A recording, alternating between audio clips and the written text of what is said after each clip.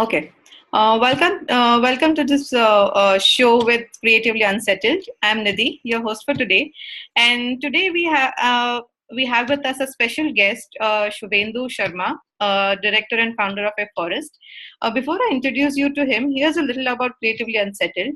Creatively Unsettled is a platform for ideas, insights, and storytelling for new age social entrepreneurship. And Shubhendu Sharma has taken it upon himself to make this earth and this planet better, one forest at a time. Hi, Shubhendu. Hi. Hi. Thank you for joining us. Shubhendu, the whole idea of creating forest, at different places is pretty interesting. So, what's the story behind this? So I used to work at Toyota before, where I happened to meet a scientist. His name is Dr. Akira Miyawaki. And when I saw his work, I really fascinated me in a way that I wanted to somehow join and somehow become a part of his great mission. So I joined his team as a volunteer. We made a forest, and when I learned the methodology, I made a forest in backyard of my own house. Then I made a forest in somebody else's backyard, and then in a school, in a factory, and slowly this is how a forest came. Okay. So, why do you think this whole concept of creating forest is essential? And how did your customers respond to this idea?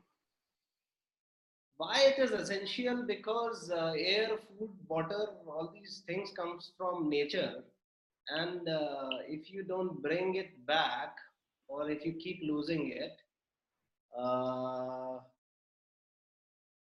it becomes a question of survival, right? So I think that's enough for it to be essential.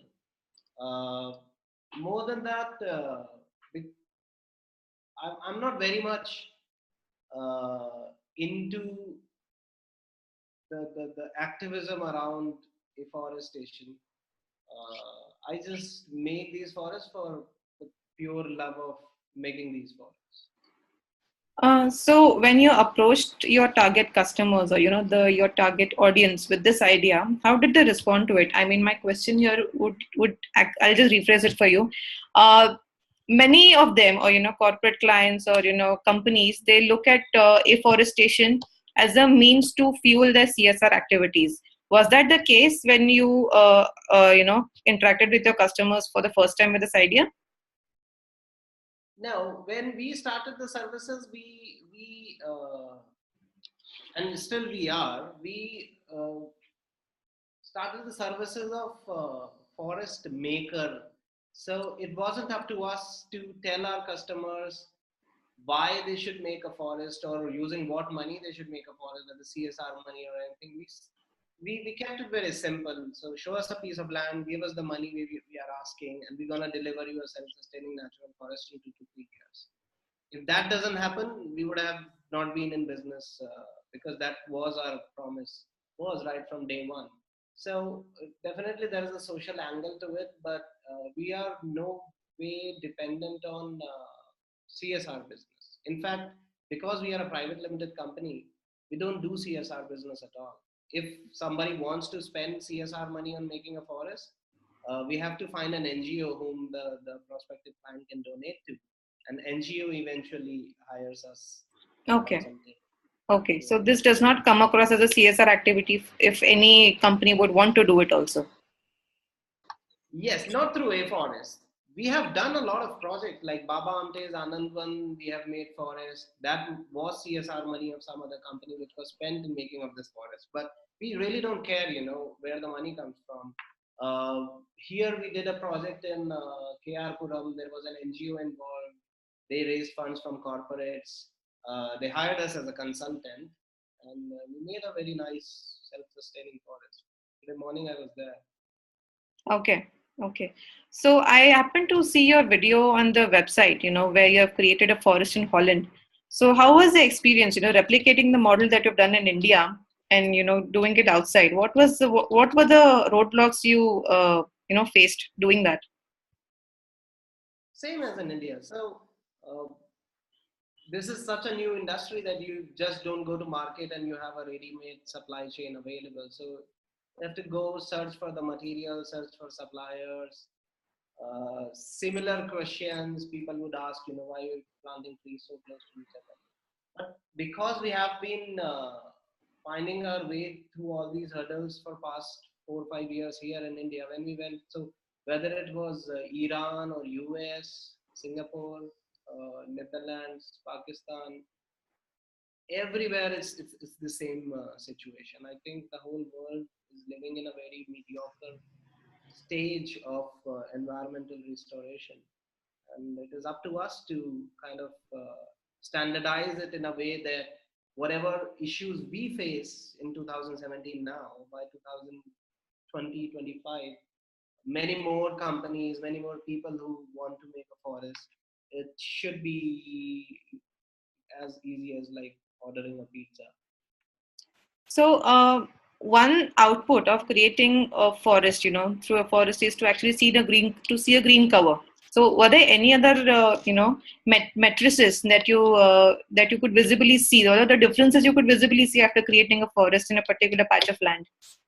Well, you have to go to a forest to experience it, and the answers come automatically to you. Like, because looking at a picture and looking at the numbers is one thing, but when you walk in a forest, the whole experience of you being surrounded by birds, butterfly, and if you understand ecology, you can look at the soil and tell how rich the soil is with microorganisms. You can look at you can feel the smell and tell whether it's a healthy forest or not. You can see the nest.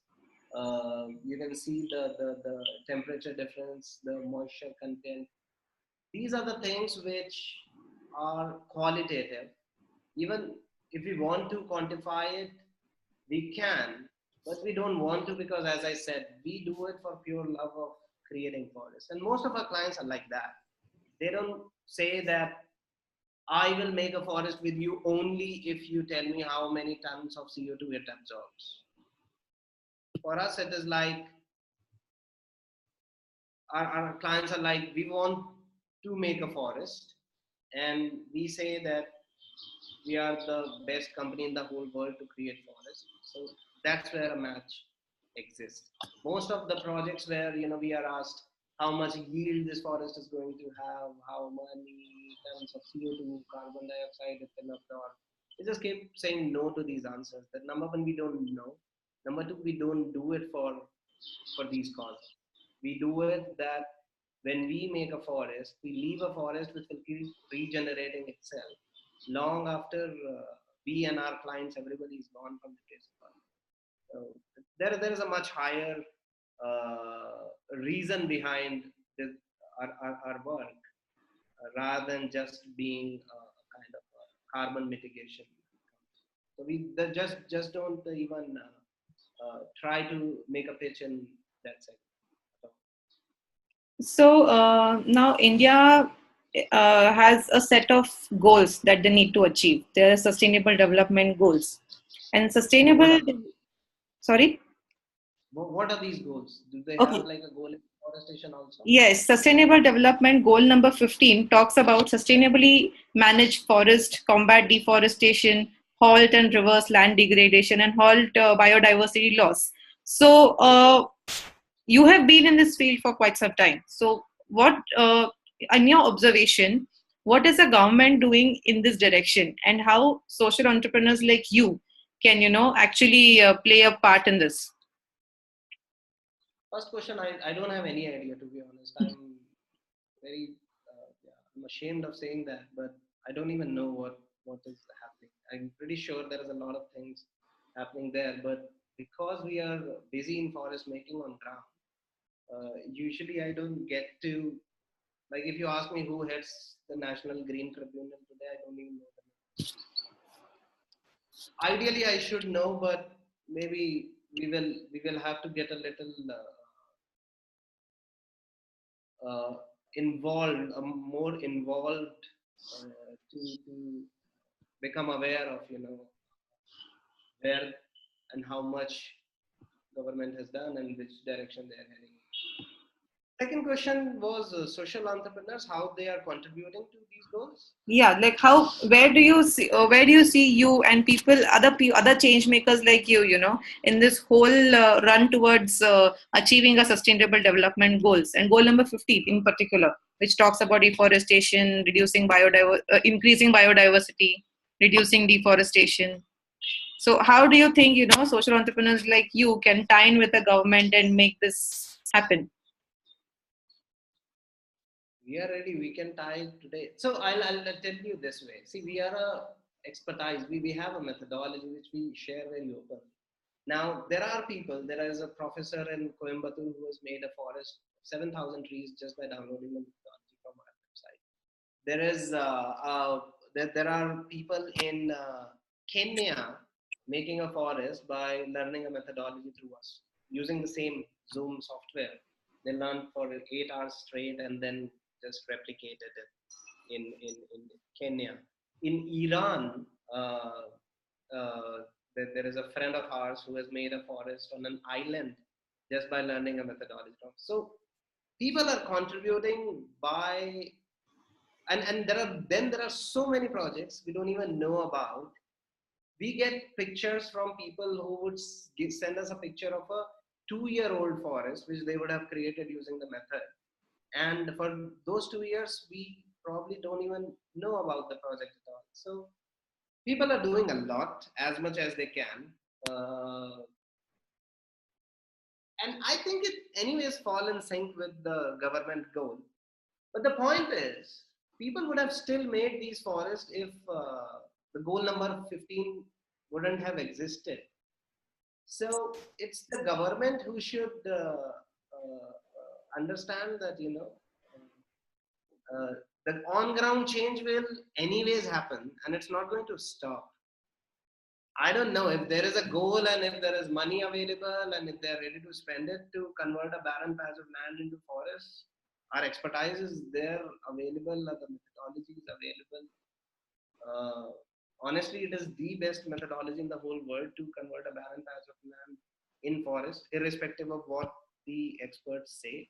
But I'm telling you from the seeing is believing mentality, that we have seen that this method really transforms land into forest very small period of time. So if land, money, resources are available, government should use this methodology and make more and more these forests. And we are ready to collaborate, contribute, sweat, blood, tears, whatever we are ready to do. Great. Yeah. Thank you. Thank you, Shubhendu. Oh, you're welcome. Thanks a lot. Yeah, thanks for your time. It was great to hear from you. Yes. Yeah. All right. Take care then. Bye-bye. Take care. Bye.